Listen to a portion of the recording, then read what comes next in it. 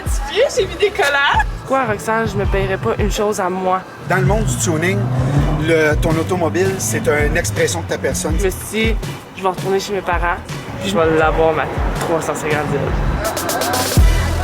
Des rassemblements de jeunes comme celui-ci ont lieu quotidiennement dans des stationnements en banlieue. Nous avons passé une partie de la nuit dans ce stationnement de Place Saint-Eustache. Dans le langage du milieu, il s'agit d'un mythe. Les policiers ici sont vraiment comme, ils nous laissent aller. Tant qu'on se ramasse, qu'on tient les lieux propres, on fait pas de bruit, il n'y a pas de grosse musique, fait qu'on ne dérange pas personne. Fait que c'est sûr que c'est plus propice à que les gens viennent ici. Puis il y a du monde qui vient un peu partout, là, sincèrement, ça arrive nord, là. Une passion pour les voitures, mais aussi un lieu où passer le temps.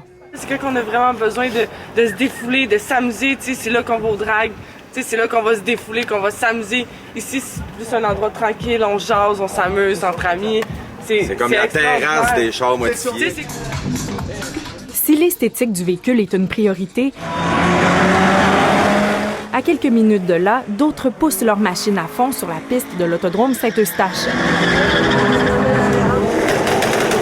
Une initiative qui a pour but d'éviter que les jeunes coursent dans les rues. C'est du drag de rue légal sur une piste de course encadrée. Donc, tu as vraiment tous les éléments de sécurité.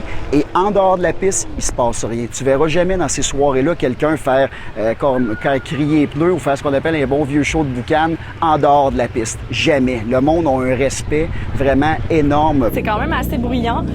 On sait que ça flirte avec l'illégal. C'est pas du bruit, c'est de la musique. OK. La musique. On sait que ça flirte beaucoup avec l'illégal. L'univers de la voiture montée. Comment on fait pour respecter les règles tout en vivant notre passion?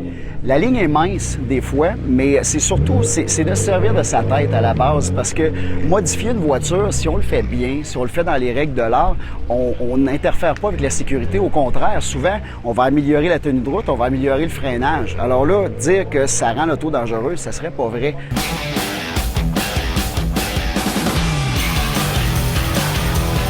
Un autre facteur de succès en banlieue, des événements reconnus internationalement s'y déroulent, dont cette compétition de dérapage contrôlé. Au moment de notre passage, 10 000 personnes étaient réunies pour vibrer au rythme de leur passion.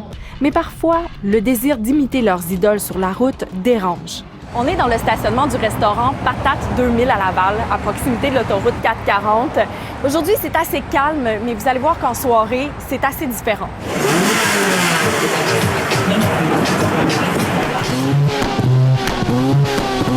Ce rassemblement est organisé tous les lundis. Il serait le plus gros au Québec. Parfois, près de 100 voitures s'y retrouvent. Mais cet été, des dizaines de plaintes ont été déposées à la police pour bruit et vitesse dans le secteur. On a eu des plaintes qui ont commencé à être acheminées à notre centrale 9-1 en juin. Et puis suite à ça, nos policiers sont venus, ont fait une intervention et puis ont détecté un phénomène. Donc, on a mis des policiers en charge de s'assurer que la sécurité routière aux abords du phénomène soit optimale pour éviter qu'il y ait des gens qui soient blessés. La police de Laval le reconnaît.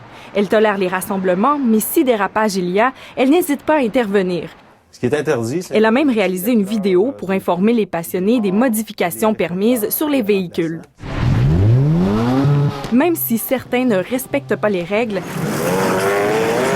reste que d'autres dénoncent les préjugés à leur endroit. Nous autres, c'est pas été illégal ce qu'on aime. On fait ce qu'on aime puis ce qu'on trouve beau. Puis on essaie, dans le fond, de le faire en respectant le plus qu'on peut. Jérémy a 21 ans. Il habite sur la rive-sud de Montréal. Il travaille comme peintre en carrosserie et se définit comme un artiste dans le milieu. Il a investi 40 000 $ dans sa voiture en respectant le code de la route. Il se fait fréquemment intercepter par les policiers. Je mettais mon essence dans une station-service, puis la police, elle attendait derrière la voiture, là, sans même avoir entendu le bruit de la voiture, où j'avais rien fait de mal, en fait. J'avais même pas fait d'infraction. Puis elle attendait que je parte pour me coller, là. C'est un peu plate à dire, mais des fois, le fait qu'on soit jeune aussi, là. Quoi qu'il en soit, la police et les passionnés cherchent un terrain d'entente afin que cette activité puisse continuer d'exister, mais en toute sécurité. Ici Marie-Ève Tremblay, Radio-Canada, Grand Montréal.